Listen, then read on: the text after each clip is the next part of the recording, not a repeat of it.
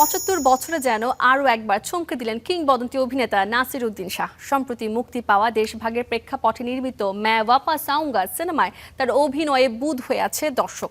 শুরুটা ধীরগতি হলেও ক্রমেই বক্স অফিস সাফল্যের দিকে যাচ্ছে সিনেমাটি। অন্যদিকে বক্স অফিসে ঝড় তুলছে আরেক তারকাবহুল সিনেমা ককটেল 2, जो 78 ईयर से इनके माइंड में चल रही है।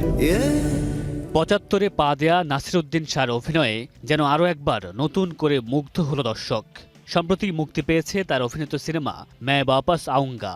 ইমতিয়াজ আলীর সিনেমাটি বক্স অফিসে সাফল্যের পাশাপাশি প্রশংসায় ভাসছে সমালোচকদের।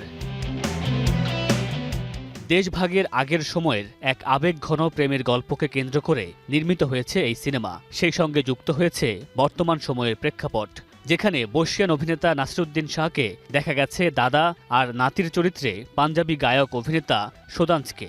এই দুই অভিনেতার অনবদ্য অভিনয় ইতিমধ্যে দর্শক ও সমালোচকদের প্রশংসা কুড়িয়েছে। মুক্তির পর শুরুটা ছিল বেশ ধীরগতির। প্রথম দিনে আয় করে মাত্র ১,১৫,০০,০০০ রুপি, আর এক সপ্তাহ শেষে মোট সংগ্রহ দাঁড়ায় প্রায় ৫,৫০,০০,০০০ রুপিতে। তবে এরপর বদলাতে শুরু করে চিত্র।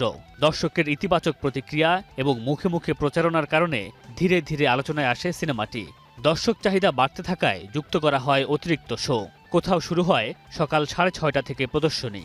৭০ কোটি রুপিতে নির্মিত সিনেমাটি ১২ দিনে মোট আয় করেছে ৫০ কোটি রুপি। অন্যদিকে বক্স অফিসে ঝড় তুলছে তারকাবহুল সিনেমা ককটেল 2। একাধিক বড় বাজেটের চলচ্চিত্রের সঙ্গে প্রতিযোগিতা থাকা সত্ত্বেও বাণিজ্যিকভাবে সাফল্যের মুখ দেখছে শাহিদ কাপুর, কৃতি সেনন ও রাশমিকা মান্দানা অভিনীত সিনেমাটি। ১৫০ কোটি রুপি বাজেটে নির্মিত এই সিনেমা মুক্তির প্রথম দিনেই আয় করেছিল ১৩ কোটি রুপি, আর মুক্তির ৫ দিনে মোট আয় দাঁড়িয়েছে প্রায় ১০০ কোটি রুপি। ধীরে ধীরে বক্স অফিস সাফল্যের দিকে যাচ্ছে নির্মাতা হোমি আদা জানিয়ার সিনেমাটি। মামুনুর রশিদ পনেল, স্টার এন্টারটেইনমেন্ট।